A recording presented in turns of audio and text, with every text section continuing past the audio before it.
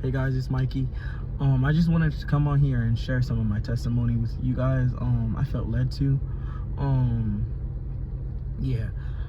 My testimony starts with me. At the age of from 5 to 9, I was molested twice. First I was molested by a female, and then second I was molested by a male. And me saying the genders are important because that caused me confusion in the sense of growing up, in the sense of what's my identity and what do I like, and you know what I mean. Like, it caused a lot of confusion. It caused anger to enter in. I was very hypersexual at a young age. I seen females as an object for sex only. I was introduced to porn at a young age due to my grandfather. He was playing it on basically his own negligence, in a sense. He was playing it on TV, and I was introduced to porn from there. I became heavily addicted to it at a young age as well. Very hypersexual. In the playground with girls, I would be playing sex games and stuff like that. And while internally I was struggling confusingly because of what happened to me being molested by the male, I was like, okay, am I supposed to like that? Like, you know what I mean? I didn't have a father in my life to direct and guide me, and the father that I did figure that I didn't have in my life, my stepfather, it felt like he was just there. My stepfather was in my life, but I still felt like he was absent in a sense. So I felt like I had to grow up with only my mom being there, because my stepdad stayed in the house, but he wasn't very active part of my life. Yes, he loved me. Yes, he tried. I wouldn't say his best, but he tried. But he wasn't like an active father figure within my life. So yeah, growing up with no father, having anger built in. I was diagnosed with ODD at a young age. Oppositional defiant disorder. So if you said no to me, anything, I was very angry. Besides my mom, because my mom could handle me, because my mom was very strict, so stuff like that.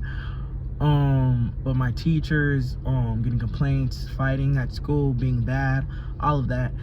And yeah, being very sneaky, being deceitful, lying a lot, because of those traumas that happened to me at such a young age. And then middle school year, I encountered God. And then when I did encounter God, I still had a lot of anger within myself, so I wasn't representing Christ the right way that I should have. So every time I would give people, like, or express my love for Christ, or if they didn't agree with me, I would like blatantly call them stupid, say you're going to hell. I was misrepresenting Christ, not knowing that at the time, but I'm thinking I'm being like a warrior for Christ. Whole time I'm pushing people away instead of bringing people in. And then high school year, I actually started to take it more serious. I was still battling with lust. I was still struggling with my lust, but I had it. Well, yes, it was me who had it, because I wasn't using God's strength. I had it more under control in that sense within myself, but I wasn't knowing to lean on God. I was using my own strength. I was still being very lustful. I was fornicating a lot. And then God just grabbed me up. I'm telling you, God just did something miraculous. But he grabbed me up. And then let's see, around 10th grade year, my stepdad divorced with my mom and stepdad. They began to divorce. We sold the house. And then after that, me and my family, we became homeless. We became homeless for 6 months. It was me, my mom, and my 2 younger siblings. We were homeless for 6 months. We went through the trials. And in that season, I cried out to God more than I ever cried out to him in my life, to be honest with you, because I felt broken. I felt deceived in a sense, because in my mind, being a Christian, perfect things would happen to me. Bad things couldn't happen to me. Mind you, my mom had a dream / vision of us being homeless years before that. But I rebuked her, because at that time my parents were doing financially well. I was like, hey, no way, that's not possible. But we did become homeless for 6 months of that, and man, those 6 months taught me to rely solely on God and God alone. And this is why my faith is so unshakable now, that there's nobody else I can depend on. I've come to the point in my life, I realized, like, without God, it goes to shambles. Without God, I can't do anything without God. So my dependency was solely on God. So I began to cry out during the homelessness, and we tried to get shortcuts, but God was like, endure through the fire because of something greater to you. Yes, we could have got a shortcut, got an apartment or something, but that's not what God had in store for us. So we waited it out. We did the 6 months. We prayed, we endured, and God blessed us. Within the end of the 6 months, God blessed my mom with a newly built house. My mom became a business owner. She made 6 figures that year. My faith was unshakable. It's crazy. And during those 6 months of homelessness, people were coming up to me asking for prayer and stuff like that. And I'm like, who am I? Like, I felt like nobody but people seeing God in me. And that made me realize it. God doesn't qualify the unqualified. God makes us God makes us qualified. I said that wrong, but God makes us qualified. And it just made me think, like, I'm worth nothing, but God seeing that I had worth in me. He's seen that I was enough to be able to carry those things. And to suffer for God, to suffer for Christ is such a blessing.